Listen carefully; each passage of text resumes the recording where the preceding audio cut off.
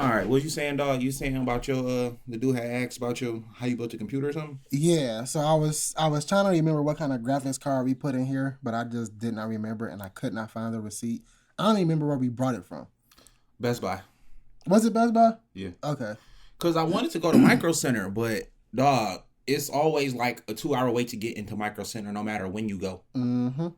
Like if you the first person there, like yeah, but if you like 30 minutes after they open, you waiting 2 hours. Yeah, you go wait for a minute. Yeah, so I was trying to remember what kind of graphics card it was, and I did not remember. I had the receipt from. I know we brought the processor and the motherboard from Newegg, and then you already had the memory sticks or whatever, and then I brought the power supply and the case from Amazon. So I was just trying to remember, like, damn, where the fuck did I get this this graphics card from? And I could not remember to save my life. So that's why I ended up texting you. And like I said, I don't think it was a 1030, but I was like, yeah, I was like, don't quote me, but I think it's a 1030. And he was like, oh man, if you spent that much on a 1030, How much did you tell me you spent on a 1030? well, I don't even remember how much he spent in general. I know we didn't go over 1200 when we built it. No, hell nah. Yeah, we didn't go over 1200. The most expensive thing was the processor. Yeah. The graphics card was under $100. Really? Yeah, it was under two for sure. Under two for sure. I don't remember. I don't know. Because these, like, you got the GT 1030, I got the GT 710, and ours are like super duper basic. Ours are really just for like output.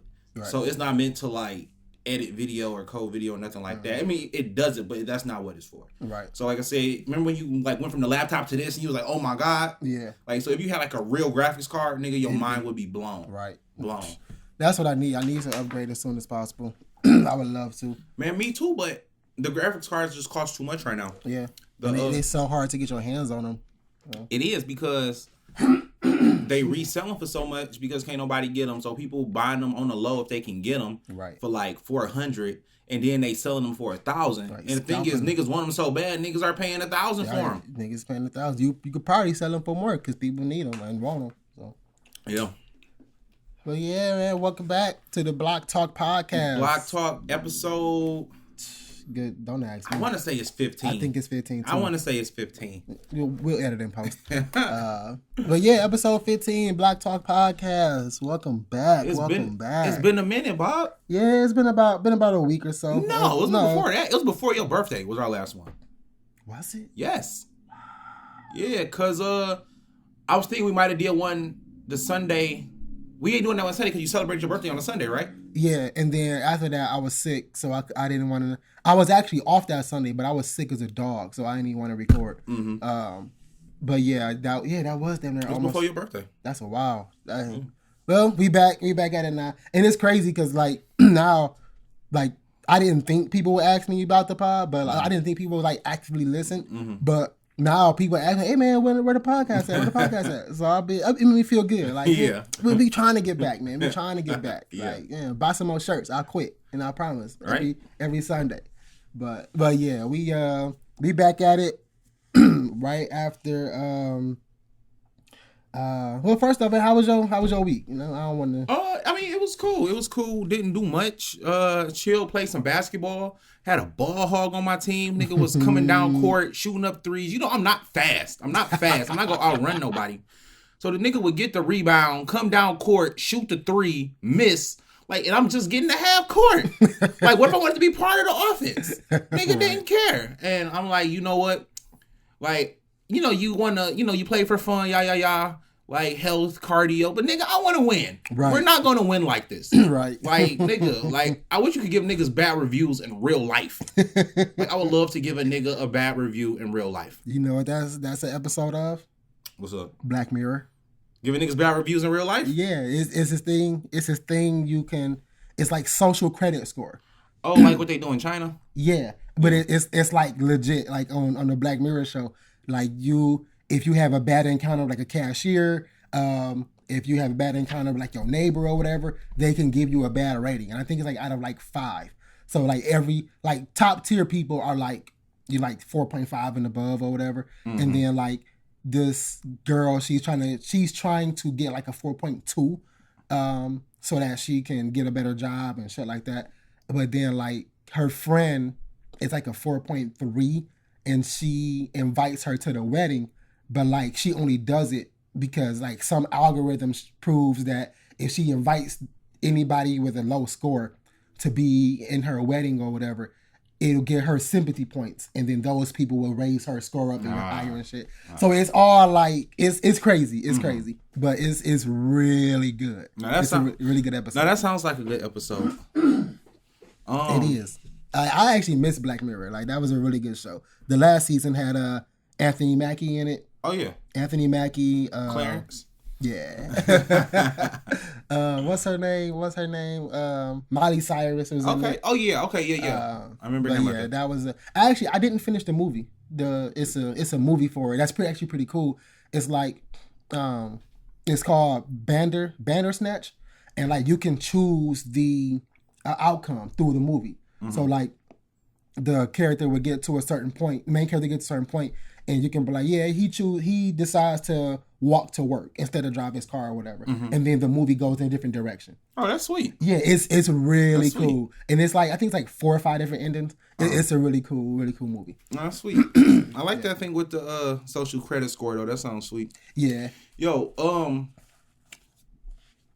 so I mean, I like that, but do you feel like people get angry too easily nowadays? Do you feel like it's too easy for people to be upset nowadays? Yeah, we definitely live in a very sensitive time frame. So I want to talk about something I had heard. I think it was like on the Breakfast Club by Bill Bellamy. I know people don't probably quote Bill Bellamy on a regular basis, right? But he had said something like, back in the day, if you were upset or angry with something, you had to either go out your way, sit down, write a letter, put it in an envelope, put a stamp on it, send it out to show that you were upset.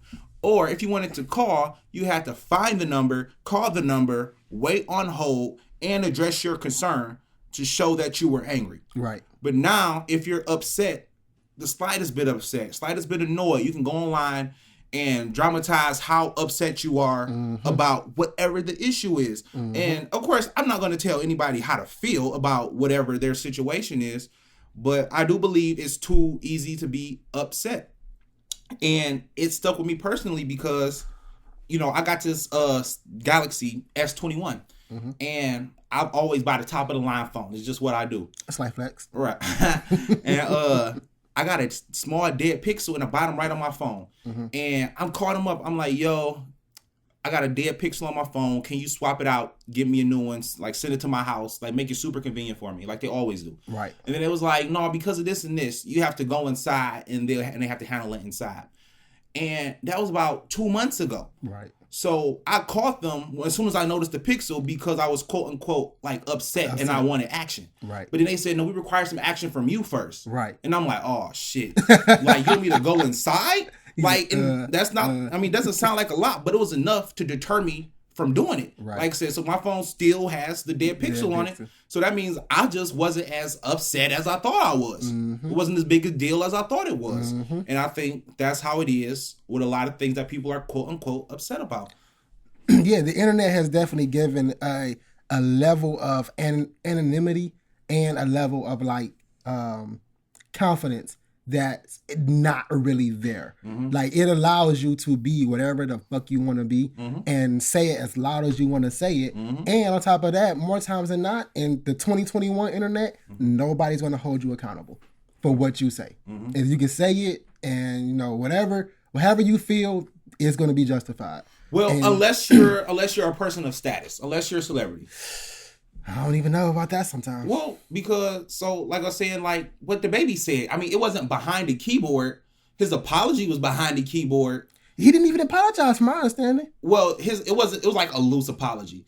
He didn't apologize for what he said. He apologized for how niggas felt. Because what he said was, like I said, he was doing his show.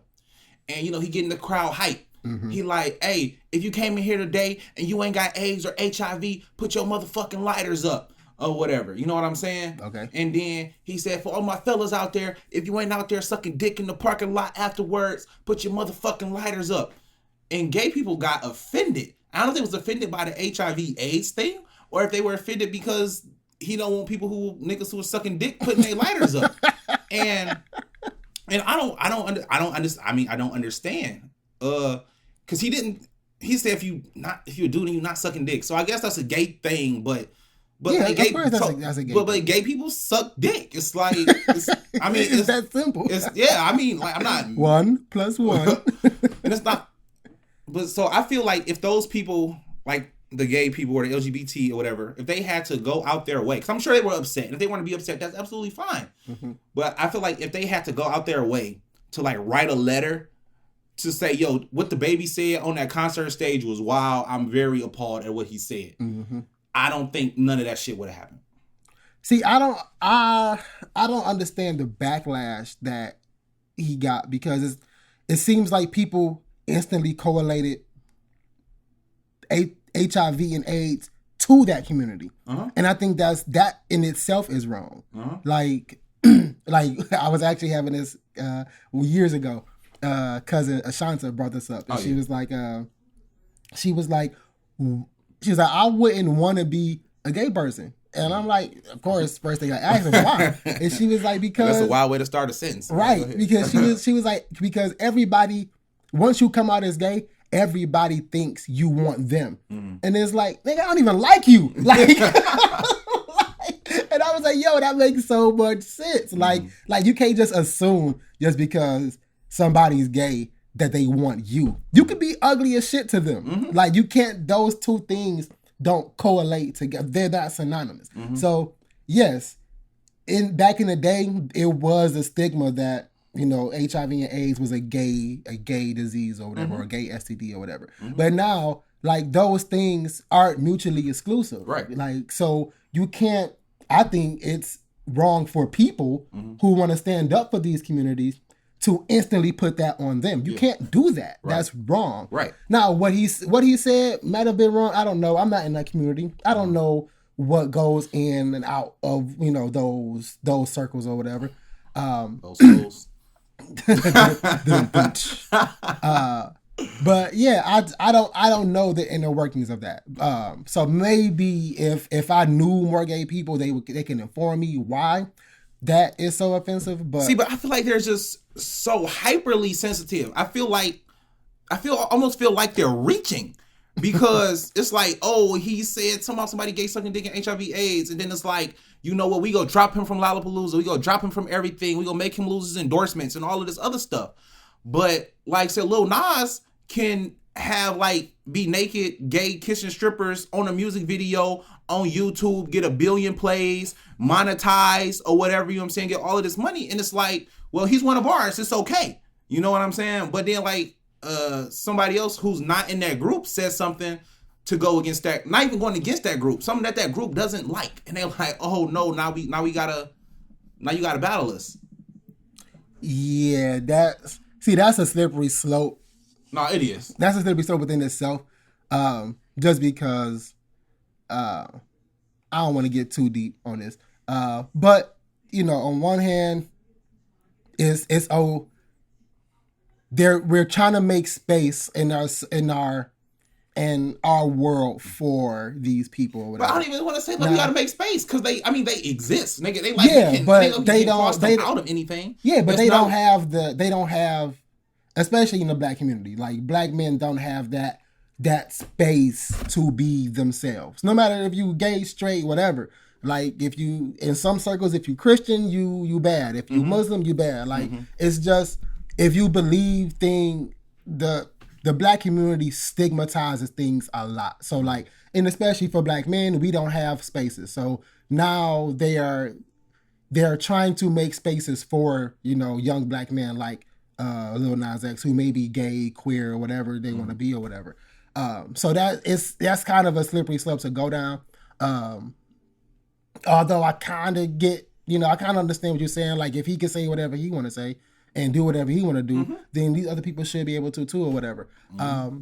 But, you know, the pendulum is swinging so drastically. The pendulum is ass, bro. Look, do you know who Olivia Rodrigo is? The name sounds very familiar. So she's like this white pop person. Picture like Billie Eilish or like fucking Ariana Grande, Selena Gomez, somebody in that line, right? Okay. So she had a video from like years ago, where she was talking what they call like a black scent or whatever. So she was talking black or whatever. She didn't say nigga or nothing. She was just talking black.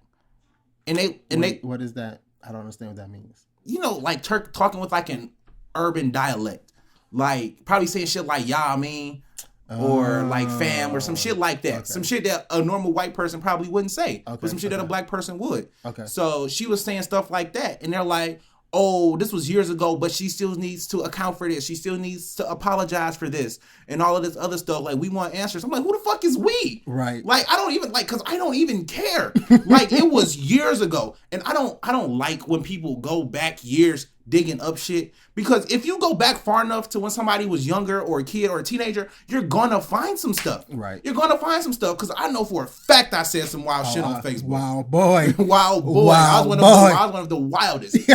And and I know for a fact someone was like, yo, like, yeah, Frost, you said something back when you were 13 about not liking big white girls or something like that. Like, nigga, I was 13. Like what? Like, you mean apologize for being 13? Like, nigga, like, I feel like you have to bring up your whole Facebook and Twitter feed from your whole life. And if yours is absolutely perfect, then you can question me on it. Right. But don't question me because I said, because I was younger, I said, like, no fat chicks. Like, like, how you gonna be mad at that? From like 20 years ago. And then it's about like, you don't even like fat chicks, and you trying to call me out. You just ain't said it. Right. Man. It's terrible. Yeah, I think it should be like a credit score thing. After 7 years, it should just fall off. It shouldn't even matter. Yeah. It shouldn't even matter. Yeah. Like, after 7 years, you can't, like, your statute of limitations. You cannot hold that against me. That was 7 years ago. For sure. I don't care if it was 7 years and 1 day ago. You cannot hold that against me. That shit just fell off. It just fell off. You cannot hold that against me. So, but I kind of think that with time, how people forget things like that. Mm-hmm. And you said, like, every so often shit should fall off, and I think that's kind of also how artists kind of conduct themselves in a way. Mm-hmm. Like, a lot of I don't know if you noticed, but like a lot of the most successful artists reinvent themselves every few years. Yeah, you got to. And the case I like to use is the evolution of Rihanna.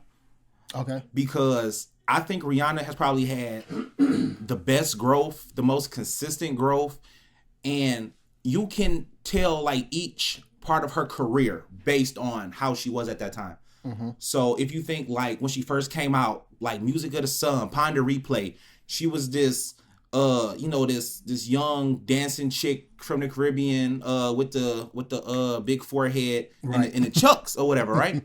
Then some time passed. Then she's like on this like sultry good girl gone bad tip, she mm-hmm. with Chris Brown and all of this other stuff. Mm-hmm. And then she went a little bit further. She got darker with I think like Rated R. Mm-hmm. And with Rated R, and then she got darker again with Anti. Mm-hmm. And then she changed again, and then she went into like her Fenty phase. Mm-hmm. And she looked different, the music is different, and everything is different over time. And I think that evolution, in a way that she changed herself in different iterations, contributes a lot to her success. Yeah, I mean that's actually a really good example. I mean, I see a little bit different, like in between that Chris Brown era. I feel like she embraced that darker side of like, or embraced the more traumatic side after the whole Chris Brown event, the mm-hmm. whole domestic violence thing or whatever. I feel like she took that and embraced it and like kind of used that as fuel for her, air quotes, adulthood, or her more, I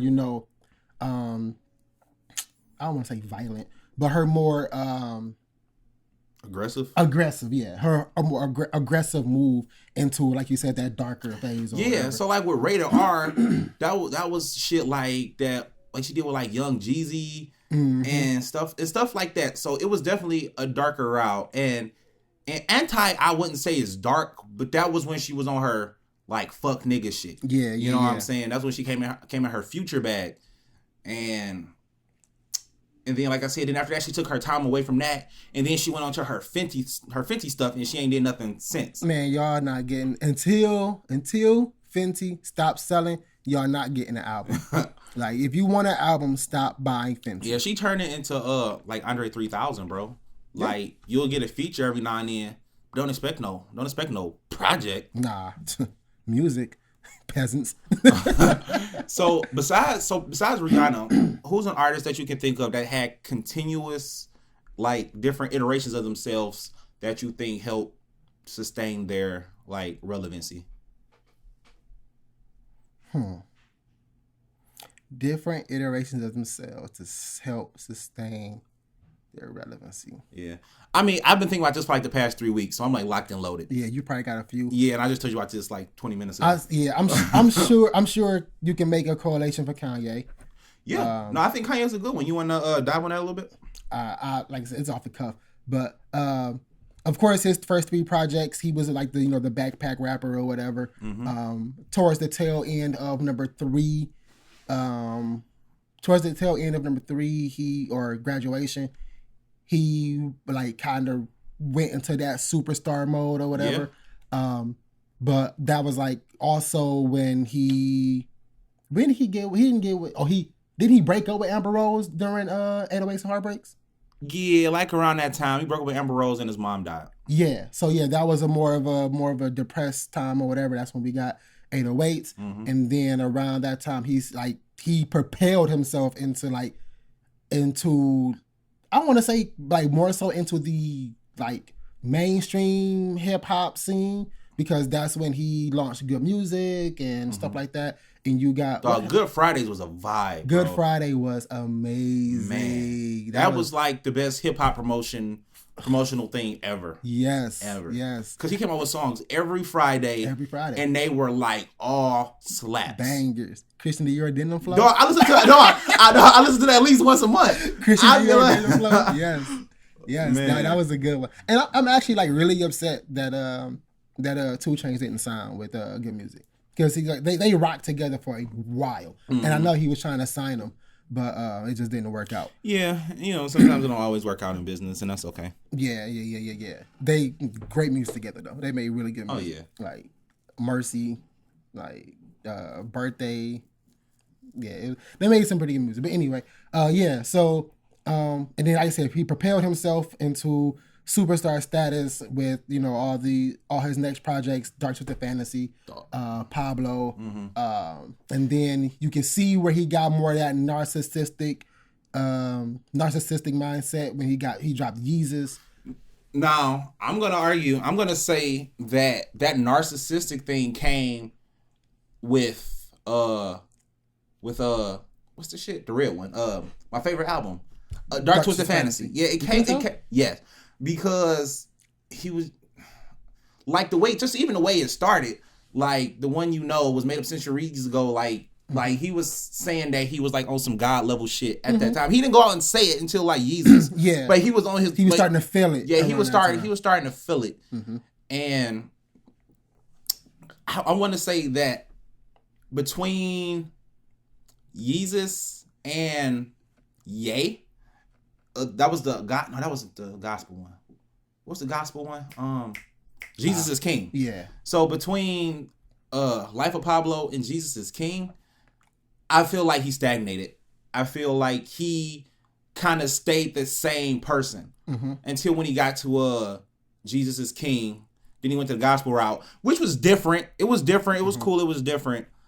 But from what I've been hearing of his new stuff sound fire. Yeah, I haven't heard. I didn't listen to the gospel album. I didn't listen to any of when the last time I listened to a whole Kanye project?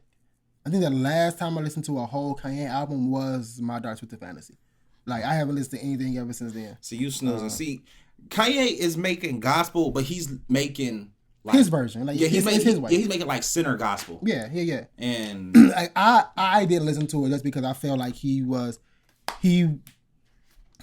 just like many other celebrities or whatever, in particular black celebrities, are using God to get back in our good favors, and I didn't like that. I just don't like that at all. I don't like the manipulation, or even like the idea of the manipulation. What?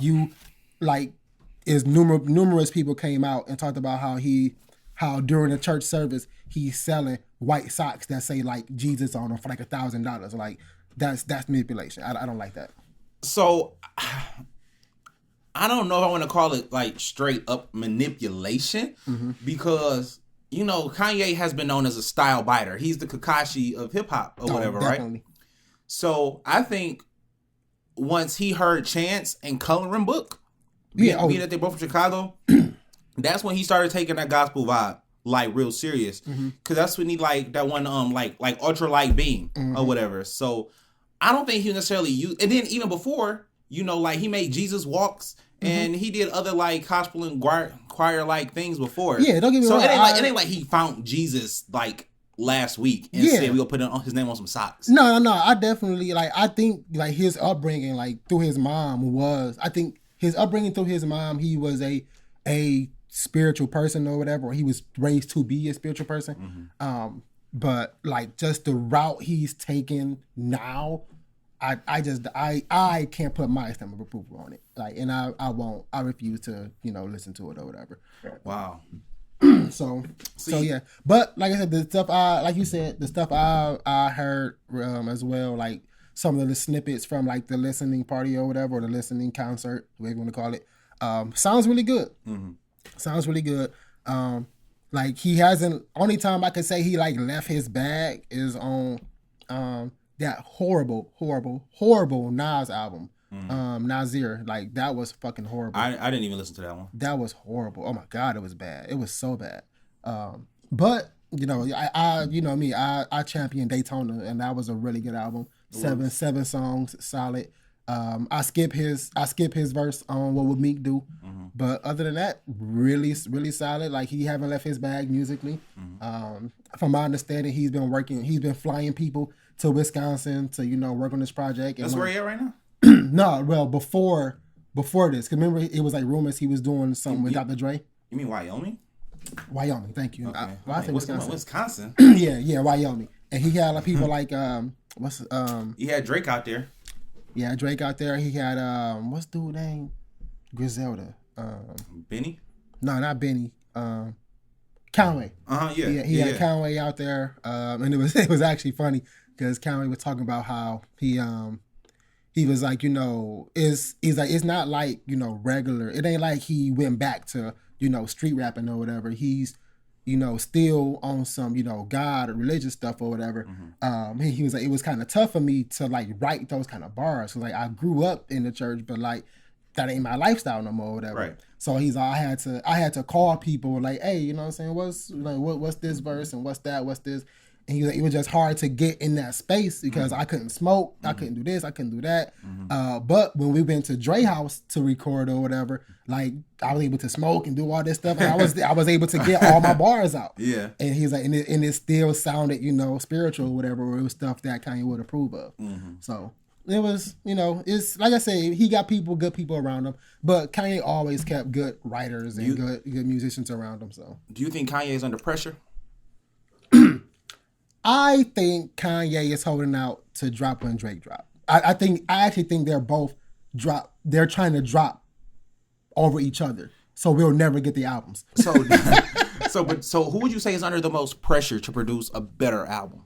Let's definitely Kanye. Definitely Kanye. Kanye under more pressure. Definitely Kanye, because he's been so hit. Well, to me, he's been so hit and miss with stuff.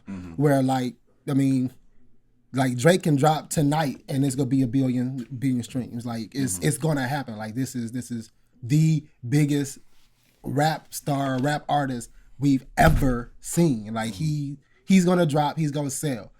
Now I think we not getting the Drake album, like I said, until we get the Kanye album. When Kanye album drop, Drake go step on it. Period. Well, Drake said he wanted it out in the summer, but I also think Drake is under crazy pressure just because I feel like when you are at the top for a while and then let's say you take like a step back to just like let things like progress, people are like, oh man, he didn't fell off, he ain't got it, he been sleeping and yah. But like he came out with this, I just heard some verse from him like a couple days ago. Like RDC World had did a skit about it. They was like, when you get a Drake feature, you don't even try or whatever. Yeah. And then the new song had came out with Drake on it, and the other nigga didn't even try. Yeah. Drake was snapping though. I don't have to. Drake was snapping. Bro, look, I got the lyrics right here. He said something like, Nike don't pay me to do it. They pay me to show you and do it again or something like that. And I'm like, damn. Like, he said, I slid with the left and the right, but tonight, man, I don't want to dance or something. I'm like, okay, Drake. Look, what's his name? When Shaq got drafted to the Magic, Dennis Smith. Dennis Smith, they got to like the playoffs or something, or finals, or whatever. And like, Dennis Smith was like, I don't have to do anything. We got Shaq. Like, I don't have to do anything. Yeah. That's how it is. With me, I got Drake on the song. I don't have to do anything. See, but I could be on like Kid Cudi, just and Drake kill it. So do you think people like don't like the pressure or something, or do you feel like having somebody to divert that pressure off somebody else off to that pressure, like makes it easier for them, or you mean like when it comes out to album time or like verse time? Do you think it's a difference? I definitely think it's different. I think it's like, if I was a musician, I would love to drop the same day as like somebody bigger than me drops. Because if he go that, especially if we in like the same genre. Like if it was one was R&B and one was like rap or whatever, that's different. But because we both in rap, when I look on my Google Play or my iTunes or whatever, like if I look up new releases, like they go be there and I'm gonna be there, and you go be like, oh, you know what? I didn't know he dropped today. Let me go ahead and check it out too. And that's all I need, like a 2. That's it. All I need is that TOO. Like, I mean, Bobby dropped today too, and Drake dropped. Let me get both of those. You know what I mean? And I think it's the same way with like, and like albums in stores, like. Yeah, you might go in for the Drake album, but if your album is right next to Drake's on the same day, I got the extra 15 to spend. Why not? You know what I'm saying? I would love to drop on the same day as a bigger artist. But like when it come down to verses, like, okay, if I was an artist, I would of course like to be one of the, lyrical, miracle, spiritual type shit. Yeah. Okay. So I would always want to have the better verse. So I do think there's a pressure there. But the pressure would be on me to make sure I hear a solid performance on this track, because I know I'm giving it to, a Cole, a Drake, a Kendrick, or Wale. I'm giving it to people that's like that go hard. So do you remember hearing that? What's the fat nigga name? Do you remember Rod Wave was supposed to have a song with Drake, but I'm not familiar because I don't really follow Rod Wave. So. Me neither. But Rod Wave was supposed to have a song with Drake, but I guess Drake verse was like killing his or something. Put it out. No, he didn't. No, he dropped out. He didn't want to do it. He said it was gonna be too much pressure, so he didn't, because he didn't want his verse to be seen as less than. He didn't feel like he could perform the way he normally performs, so he decided to drop out. Put it out, bro. That's a Drake feature. Put it out. But like, what if you being unable to perform the way you normally perform, like you don't want to put a product other than your best self out there. So whether it's your nerves or anything preventing you, because that's like Simone Biles. Okay. That's two different things. I'll transition into that. But on this Rod Wave thing, put it out. And especially if this is gonna be your single leading to your album. Put that song out. I don't care how bad you did. Put that song out. That song is going to send you to the top of the charts. You're going to get so much money off of this. Put that fucking song out, bro. Like, don't do that. Put that song out. Take the shot, all right? But to transition into the Simone Biles thing, like... Because that's the thing. She like I said, she's not feeling herself. Like, she got a case of the twisties. She can't even fucking land. Yeah, but I think that came from not necessarily... That didn't come from internal pressures. That came from outside, external pressures or whatever. I was having this conversation with a friend of mine, Joe, and he's a listener to the podcast, so I hope he listens. What up, Joe? But yeah, he so he was saying like his thing was he doesn't like the fact that she got a medal after she quit that event or whatever at the Olympics. And my thing was it a team event? Yeah, it was a team event. Okay, I was on the team. That's exactly what I said. Yeah, that's like saying what's that nigga name? Like Patrick McCaw shouldn't get no ring. Like he the last person to three-peat. Like dude, so that's what I say. If you're on the team, you get the ring. You get whatever come with the team or whatever. Yeah. No matter. And then, like, from my understanding, she went out there, tried to perform, and then she was like, "No, I'm done. I'll back out." So his thing was, okay, she quit. She quit on the team. She shouldn't get that silver medal with them or whatever. And you know what? And to a degree, I understand what he's saying. I totally understand what he's saying. But my thing was, I wouldn't let the fact that the outside pressures and the people scoring her unfairly is what got to her to quit. I won't let that be that to me is always going to be the bigger point of the conversation. Yeah. Well, not even that. Like, what I was always saying in all the comments to him was they still won. Even without Simone, they still came in second place. Right. I kept saying that. I kept saying that. These girls came in second place without her. So, I'm going off. So imagine this. Imagine if she would have competed. If she would have competed with her unstable mental health or whatever, and she mess up all her stuff, they already go judge her harshly because she's super great, and they already openly said they're going to dock her points. And then if she actually messes up, they're going to dock it even more. Right. So let's say they don't win at all. They don't get bronze, silver, or gold. Now all the blame is on Simone, and none of it is on these girls or whatever. Right. Like, we should always big these three girls up. Yeah, they went out there. It was a 4-person event, and only 3 of them competed or whatever, and they still won silver. Let's not gloss over that. But to me, the bigger goal is always, or the bigger conversation is always going to be, she wouldn't have backed out if they were scoring her correctly. Yeah, and I feel that's the point of judges, is to score things fairly and uniformly.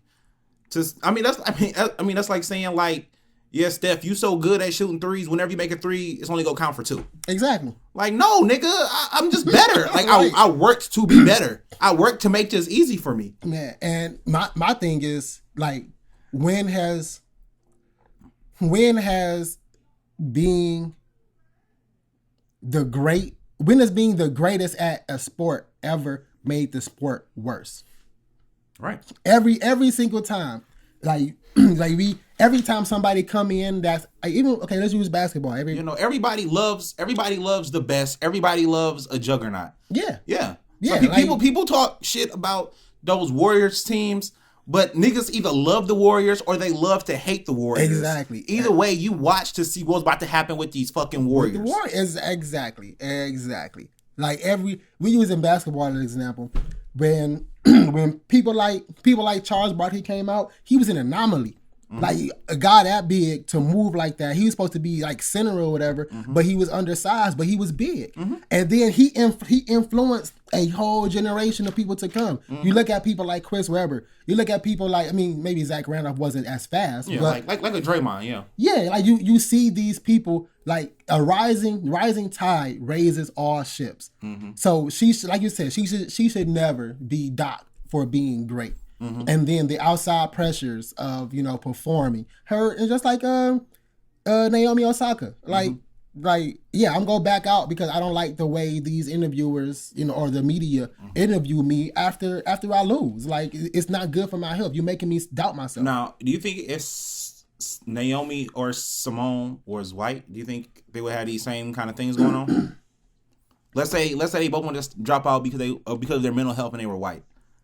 Do you think they would get the same kind of media attention? Do you think they would get more? Do you think they would get less? What do you think? I think they'll get the same amount of media attention, but it'd be way more accepted. Yeah, it'll be way more accepted. Man. And actually, that's actually something like I made sure I didn't do in my conversation with Joe, because Joe's a white guy. I don't know if I told you, but yeah, Joe. I've seen this picture. Yeah. Joe really cool. Like me, I met Joe at our institute or whatever. We used to hoop together.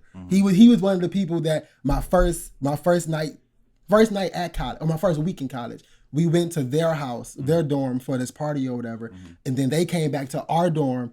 Like, so I was the only art student in a house full of culinary students. So I never had to cook anything. So they all came over to my apartment and they cooked everything in the house. They made fried chicken. They made quesadillas. Somebody made a cake. They made so much stuff. Sounds like some good calories, my guy. And then I was the only sober one there. So they all passed out. Like they all passed out drunk, how whatever. They all sleep in our apartment. And I wake up to quesadillas and chicken, and they end up cutting my roommate's cheesecake he been making, and like it was crazy. It was crazy. But yeah, that's one of the things I made sure not to bring up, like the whole race thing or whatever, because ultimately to me I didn't want it to be a race thing. Like to me the conversation was, if you are great, you shouldn't be docked for being great. No, absolutely. Period. But yeah, like I do think that it would have been the same amount of coverage or whatever, but I think it would have been way more accepted and people would have understood more if they were any other race, like outside of black, honestly. Like, but we are unfortunately, we are the show monkeys, and we gotta perform. So that's just what it is. Yeah. Speaking of performing, dog, what's this thing going on with your boys, Royce and Lupe? Nah, oh my God. 'Cause I know they had a podcast together, right? Yeah, they had a pod that I loved. I loved and support. I brought 2 shirts from that pod. Yo, he bought merch. I brought merch from that. I brought merch from that pod. But yeah, they just long story short, it started off as a friendly competition of I rap better than you, and then Lupe jumped out the window, and instead of making a song proving he raps better than Royce, he made a diss record.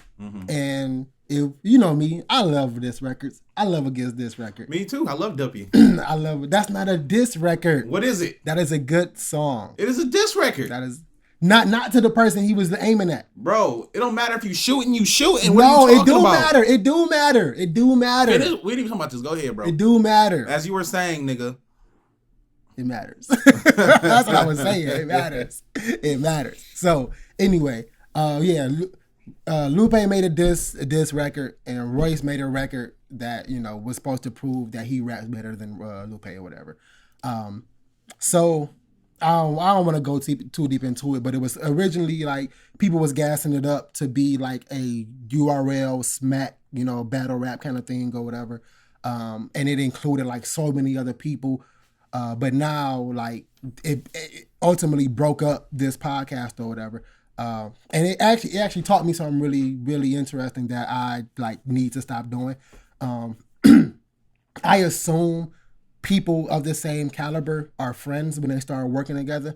But after listening to so many of these like Instagram Live and like conversations between Lupe and Royce, or conversations about Lupe and conversations about Royce, I found out they don't know each other in real life. They met through, like, they kind of ran the same circles. Of course, they know of each other or whatever, but they don't really know each other. Like, their first time meeting was like behind the scenes before the podcast started, and they didn't even meet in person.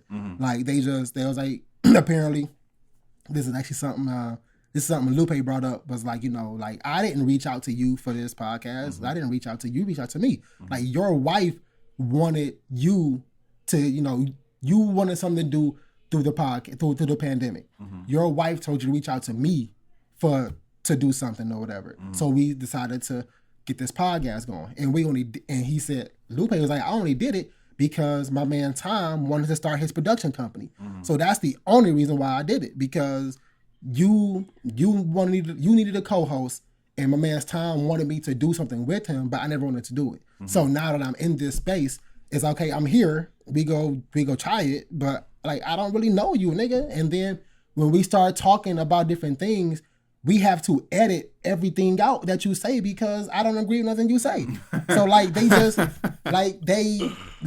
found out that they just aren't.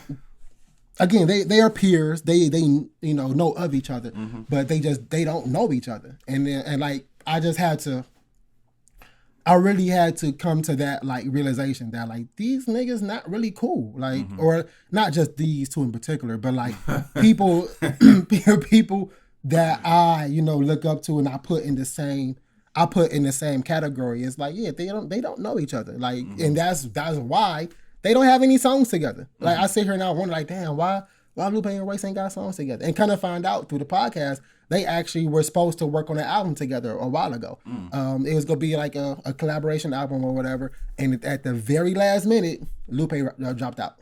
So, but yeah, very interesting. Rap beef. I would want to see them battle.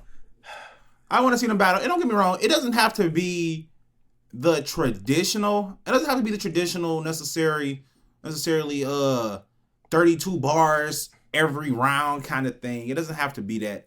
They could do something. They could do something different with it. But I would like to see them battle. Even though I think if it was head up battle, like just bars for bars, I think Royce eating that nigga. I don't think so. See, people. You know me. I am the Lupe fan that you know. You don't know any other Lupe fan. But yeah, Lupe comes from battle rap. That's what people don't understand. He comes from this. He knows the inner workings of it or whatever. Not to the level that like Eminem came from battle rap, but like that's kind of how he got his start or whatever. And Lupe is just different. I mean, I understand Lupe is different. I understand Lupe has bars. I understand Lupe has wordplay, but like we were talking about before, there's other things that go into it, like the delivery.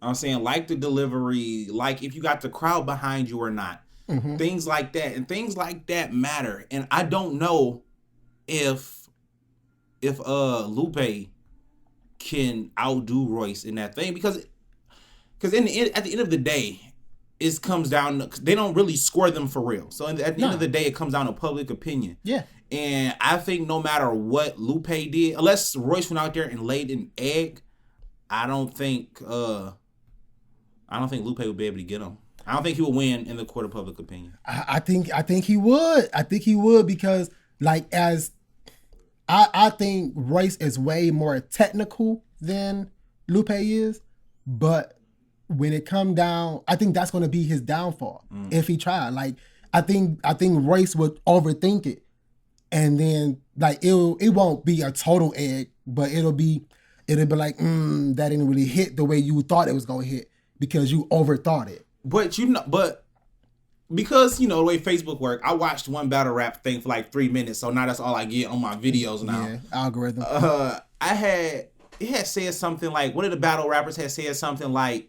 Because the old boy was from like Las Vegas or whatever, right?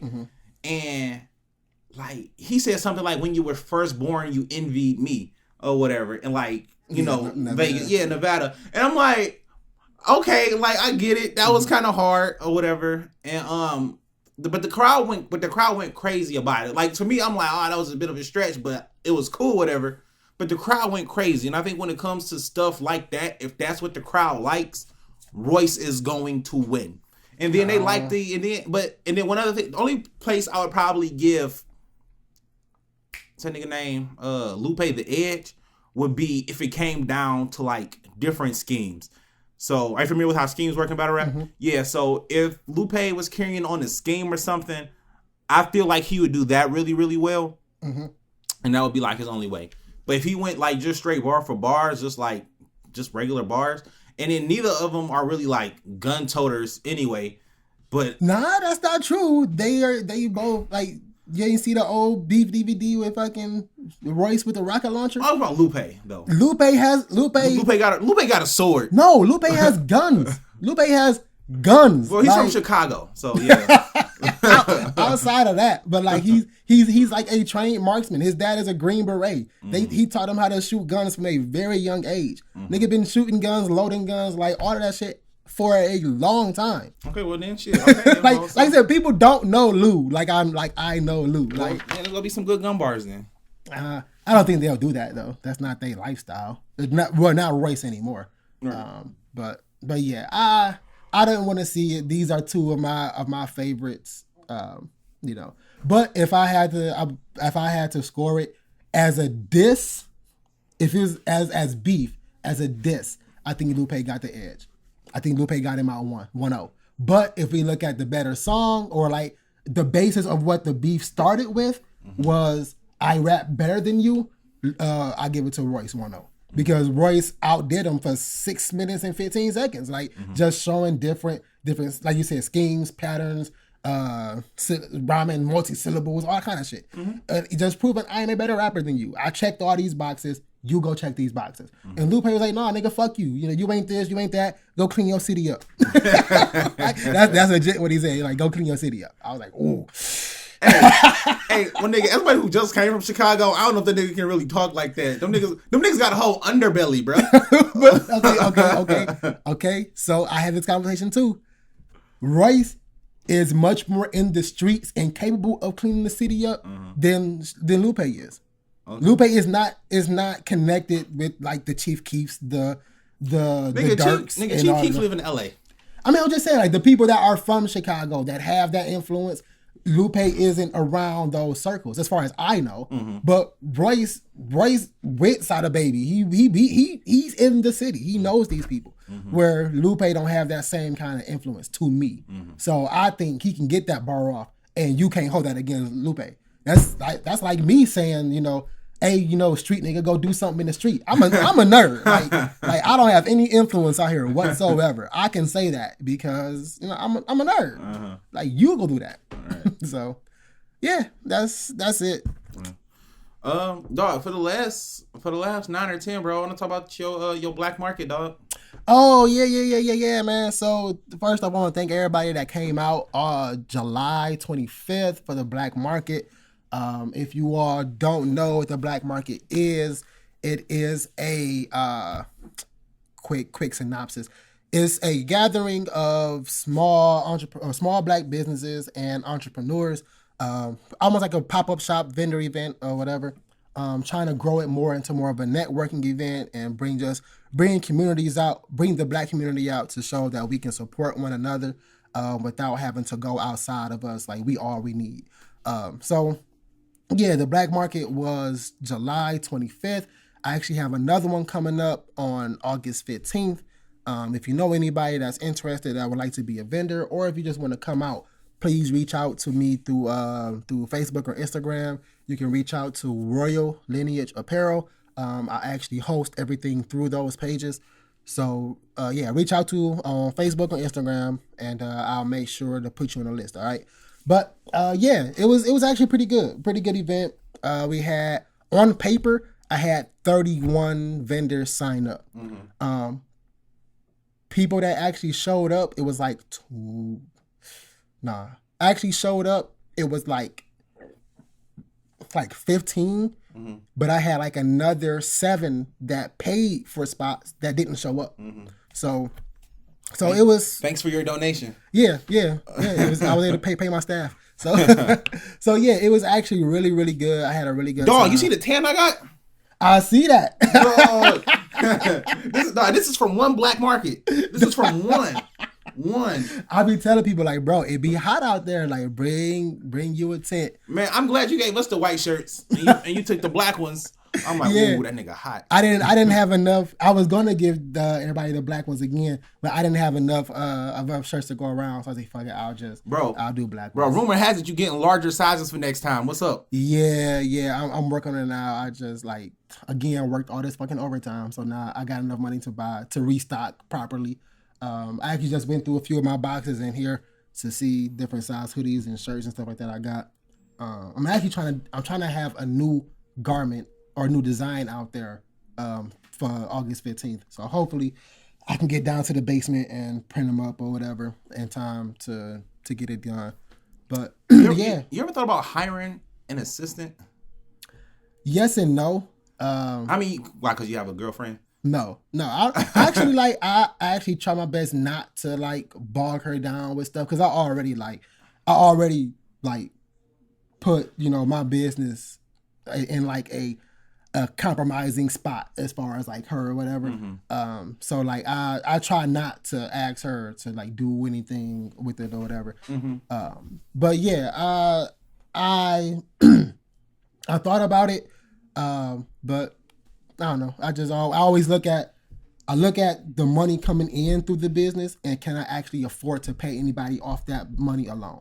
And I'll be like, nah, I can't. I'll have to dig into my personal pocket to pay these people. But I feel like you don't need like a professional assistant. I feel like you could use like one of your brothers, honestly, because somebody like who has the time. I mean, like you could like see when I see somebody as an assistant for you.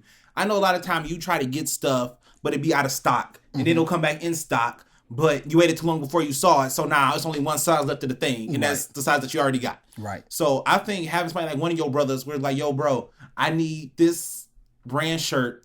I need 20 of them in an extra large and like 2 in like a 2X or something. So this is the page. I need you to check this page every day. When this thing becomes available, I need you to order 20 and 20. Check it like multiple times a day. That's all I need you to do. Or whatever. Something like that. And then like you ain't having this nigga work super duper hard. Right. Like you get the order in, I'll give you $5. Nigga, like here. Like that's it. Yeah. I did consider, well, not in that capacity, but I was thinking like somebody actual like hiree, like to print shirts with me and do everything from like talk about them. See, because I mean, I'm not a super busy dude, but I would love an assistant. like I think everybody would love an assistant. hey, nigga, run the Family Dollar. like get the 6-pack of paper towels for $50. What you mean is that you want a kid? That's what you want. You want a kid? I need a 17-year-old for sure. For sure. Oh man. Oh, but like speaking of which, you know, I actually had a really proud moment after the black market. I think it's his girlfriend now. I'm not 100% sure. Mm-hmm. I think it's his girlfriend now though. But she showed up or whatever. Yeah, I seen it. And she's a really cool girl. Mm-hmm. So she showed up, and I had just paid him, you know, because he getting into photography and stuff. So he did all the photography and the videography for the event. Mm-hmm. So I was like, man, you know what I'm saying? Look at him. Like she drove up here, she picked him up. Mm-hmm. You know what I'm saying? I know she works. I forgot where he said she worked. I think it was like Pizza Place or something. Yeah. So I was like, you know what I'm saying? He driving off with his girl or whatever. You know what I'm saying? He got some money in his pocket. He can go take her out. I felt really proud. Like, you know what I'm saying? That's my little brother, man. Yeah. My little brother. So, yeah, he got a job interview tomorrow at my job. Really? Yeah. I talked to the managers or whatever. And, so he ain't messing with DTE no more? Nah. So apparently, like, something happened where, the IT people there knew that his computer wasn't working, but he didn't think to check in with his team lead. And so like he wasn't showing up because the computer was messed up. But he wasn't checking in with the team lead, so they was like, you a no call, no show, you gotta go. Oh wow. So but the whole time the IT team knew they were working on his computer. So it was kind of a catch-22 thing, but... So your brother get hired in, do you still get the hiring bonus, the referral bonus? Yeah, of course. I need my thou wow. I need that. But yeah, so he'll be on so originally the assistant manager, I was telling him or whatever, the assistant manager was like, you know, why don't you just try to get him in your department? And I'm like, well, I would, but HR, you know, won't let me be over him because, you know, I'm a team lead and he'll be an operator. It'll be family. And he was like, oh, yeah, you know, that's right. You know, he's like, honestly, I personally don't care about that kind of stuff. As long as nobody reports you for, like, showing him special treatment or whatever, like, we should be able to change those rules. But if you worried about getting him here on time, I can put him somewhere, you know, next to yours with the same time frame. And, you know, you can get him back and forth to work. So I'm like, cool. So they gave him his interview tomorrow or Monday or whatever, and and hopefully he'll be starting Tuesday. Like if they hire the people they hire there, he better get a job. He better get a job. Like they hire some idiots, man. Oh my god! Dog, it's this dude at Ford, bro. He been there for 20 years, and that nigga can't do nothing. Dog. That nigga does absolutely nothing. This nigga always be like, this nigga always about to be right back. I've never actually seen this nigga come back. Like he'll come back and he's like, no, I'll be right back. He's like, you know what? I left something. I'll be right back, dog. For like 10 hours. Like nigga, where did you go? Like dog, like damn, dead ass. He's a fucking bum. But real quick, I got one question, and this is a question I've been asking on my pod, and I think it's a good one. How long you and India been together? 5 years. So well, it'll be 5 years. So, what's one thing as a couple you feel that you could beat most other couples in? Like, if it was a competition and it's you versus other couples, more than likely you go knock off every other couple in this particular thing. Probably volleyball. You think you and her would rock volleyball? I think me and her would kill volleyball. See, I asked her. She said she couldn't think of anything. She said like debate. Nah, she's a way better debater than I am, and I'm a very jack of all trades but master of none type shit. Like you might possibly bring up a topic I have no standing on, and not just like no standing, but like no like facts, and it all be like personal opinion, and I might be able to sway you with my personal opinion, but it's never any facts with it. Like she's much better with like actual having facts on like a specific thing, where I may have a general knowledge of it, but whatever. So yeah, I asked her. She said y'all. She couldn't think of anything, so she said y'all was debate, and you say volleyball. Me and my girl is Scrabble. Another couple want to come and play Scrabble. It's over with. Yeah, I ain't doing Scrabble. It's the big O. I ain't doing Scrabble. Actually, I think I played Scrabble with y'all once. Yeah, at the old apartment, I played Scrabble with y'all once, and that was it. Yeah, I will not play Scrabble with y'all. Neither will your girl. Your girl don't want to play with us no more either. Because y'all sit at home and practice. Y'all be at home making plays and shit. I ain't got time. No, we don't practice. But no, see, the thing is, and I was telling my girl this. I was like, your girl goes for words. Your girl doesn't necessarily play the game. Me and my girl, we play for points. We play the game. Right. And your girl just be like, you know what? Like, this is a nice word. Right. We be like, well, she's a writer. She's an author. What you expect? Your girl be cheating too, but it's whatever. And we brought that up on our interview. I think she's episode 2. She's episode 2. Yeah. So, let them know where they can find these interviews at. So I'm doing this this video podcast thing called the Back in Detroit podcast. Right? It's BAC. It stands for Business and Chill. So I wanted to make it around 40 minutes, but this thing been going around an hour. So we spend the first part talking about their business, their independent endeavors and things like that, like where they started, where they are now, where do they want to be, things like that.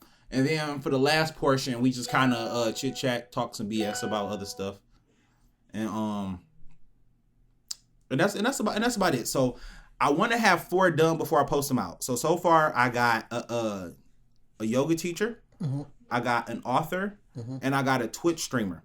Nice. And I want one more. I'm trying to get my cousin who's a high school football player. Oh. And they're like top 10 in the state in their position. Nice. Like they got like all of the big scholarships to like U of M, Alabama, Ole Miss. Like all them schools you see play on TV. Yeah. He's got scholarships to all them places. Oh, nice. So pretty much football is his business. So he can't have a regular job. You know what I'm saying? He can't do a lot of the other stupid things that like kids do because he's already being watched nonstop. Right. So I think he'd be a good interview to have. That's what's up. See, I think that's a really good path for you or whatever. You know a lot of people in different spots of life and stuff like that. I think that's really cool. So whenever you drop, we go definitely promote those. Yeah, because this sounds really interesting. Yeah, for sure. No, I don't want to have you on one. Probably like that second set of 4. Hey man, look, whenever you ready, bro. Yeah, whenever you ready. Last thing, sports. The Bucks won. They did. Bucks won. I kept telling people that the Bucks are too big for the Suns. But people didn't believe me. And, you can't really count on Chris Paul. Let's be for real. You can't. Hey, don't do that. You can't count on Chris Paul. Don't do that. That's what we not going to do. Okay? You can't. Man, this was his time. No, it wasn't. He was supposed to win. No. He was supposed to win. This was his time. You can't count on Chris Paul, man. Let's be for real. But anyway, so. What do you think about Westbrook to the Lakers? I was gonna bring it up. On paper, it sounds great. No, it doesn't. It sounds terrible on paper. On paper, it sounds great. On paper, it sounds terrible. Seeing them actually play, I'm like, how is this going to work? Both LeBron and Westbrook are too ball dominant. They need the ball in their hands for something to happen. Now, I don't think. Now, LeBron. See, I'm a 2K point guard. Okay, I'm not a real point guard. So, I feel like I'm okay with somebody else dribbling the ball up the court in 2K or whatever. But I don't think nobody is a better decision maker than me. And then I think everybody knows I'm the best decision maker because during the game, like when the game is just going on or whatever, people are like, okay, I'm going to take the ball up. No, I'm going to take the ball up. But then when it's down to like the last minute It's 2 points to go. Niggas give me that ball by any means. They give me that ball by any means because they know who's going to make the best decision. Right. Or whatever. And I think at the end of the day, they all know, like, LeBron might not be, quote-unquote, ball dominant, but they know he makes the best decisions. So, yeah, they'll let Westbrook run it up the court for the first, like, 3.9 quarters. But, like, when it's time for that last quarter or whatever, and it's close, LeBron is going to be holding it. He's going to be off ball. Yeah, but you can't, the problem with Westbrook is he makes every other player around him ice cold. Where LeBron makes sure everybody stays at a lukewarm temperature. Like, okay, you get the ball now, you get the ball now, you get the ball now. Where Westbrook is like, I get the ball. Okay, get my rebound. You got the ball now. But see, like, I don't think Westbrook has played with anybody of LeBron's stature. And don't get me wrong, KD was good. KD was like KD is still great, but KD did not have the cachet that he has now, and he doesn't have the cachet that LeBron has. Oh no, definitely not. So definitely. I do think he will, for lack of a better term, I do think he'll bow down to LeBron and say, like, you know what? And then, like I said, LeBron is about to be 37, and Westbrook about to be 32 or 33. 32, yeah. Yeah, so I do see LeBron playing less minutes. I think his days of being a 40-minute player are just about gone, except for playoffs. So I can see LeBron starting to average about 30 minutes a game, which is going to leave a lot more time for AD, a lot more time for Horton Tucker, and a lot more time for Westbrook. Because Westbrook going to want his triple dubs. So LeBron will be like, how can you do that with Anthony Davis down there? You can't do that with Anthony Davis. Well, what is it? Anthony Davis, he's got his contract renewed. He don't care. What's the name? Westbrook, on the other hand, he like, yeah, I need one more contract. Let me get these free throw rebounds. Yeah, I don't know.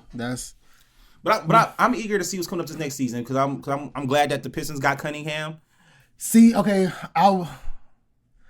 so I'm not the biggest college sports fan or whatever. I don't really watch, but like around the time of the drafts, like I hear names and I hear who get who, and I start looking up those top 15 names or whatever. Start seeing highlights, start seeing interviews, stuff like that.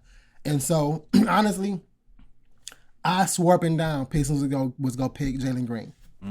I think that might have been like a better instant fit because like he seems like he has more hunger, more drive to be like the guy now. Where Cade is like I'm okay with progressing a few years. But another cool thing about Jalen Green is too though is one of the position things because they literally just took a point guard last year, first pick. Exactly. And Killian Hayes was injured like the whole season. Yeah, he came back like the last like 5 games. Yeah, that was it. And then the Pistons got that nigga Garza from Iowa, the big white boy from Iowa. See, I don't know who none of well, these he was actually like player of the year. Oh, nice. And they got him in like the second round, and they said he slipped because he's like slow or something, not like mentally, but like physically. Yeah, physically slow. Okay. What position he played? He's center. He's a 7-foot center. Oh, nice. So between Killian Cunningham, Sadiq Bey, Isaiah Stewart, Jeremy Grant, and Garza, bro, that's a solid young team. What's my boy from Toronto gonna be on the hot seat? Dwayne Casey, the coach. Oh yeah. He'll be on the hot seat for sure. Yeah, I mean, I'm always rooting for Mark Jackson. That's why I won't. But when I tell you, I saw all of these videos of Cade Cunningham with the Buffs on, dog, I wanted to punch him through the phone. Why? He had to embrace the city. No, don't embrace the city. Win me rings. I don't care about Buffs and Benihana's. I want rings. That's what I want. Like, dog, like, quit all the antics. When you win, I was like, imagine if year 3 come around and he don't wear the Buffs his whole time. Year 3 come around, win the championship, he go in the locker room, Buffs on. That'd have been crazy. But you just got drafted. We ain't even seen you shoot a free throw yet, bro. And it's Detroit, I'm locked in, I'm buffed up. Like, come on, man. I'm not here for the antics.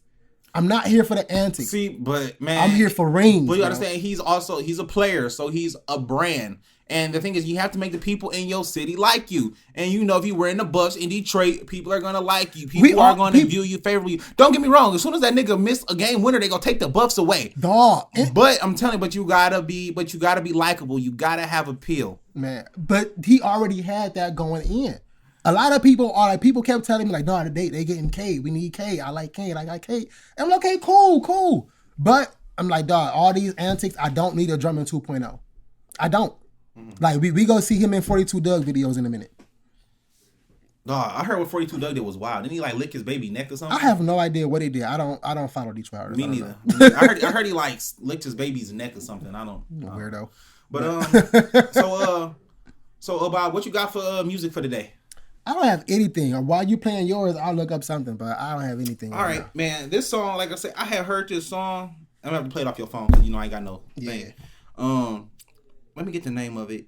It is called Smoke Out 99 by Audio Push. Smoke Out 99 by Audio Push.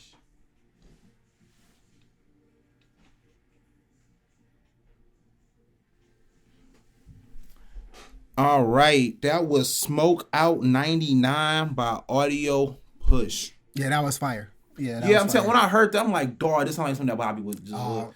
And it's crazy because I do not smoke. I don't smoke. Yeah, but I knew it had your vibe though. Yeah, because it's like, I don't know, 2 songs popped up on my Spotify weekly. I'm like, both of these sound like fucking Bobby songs or whatever. And I'm gonna let you the other one later, but yeah, I love smoking songs. Like I don't smoke, I love them to death. Like I love smoking songs. Dog, they was playing Cushion Orange Juice on Shade 45 the other day. Yes, classic. What you want to play? So one of my favorite artists on TDE just dropped his album. Finally, Isaiah Rashad, The House Is Burning. So I will be playing this song called True Story. This is Isaiah Rashad, J Rock, and Jay Worthy. All right, that was Isaiah Rashad, J Rock, and Jay Worthy. True Story. You said he with who? TDE. He been with them. How long he been with? He been with them since like SZA's first like EP. He been with them for a long time.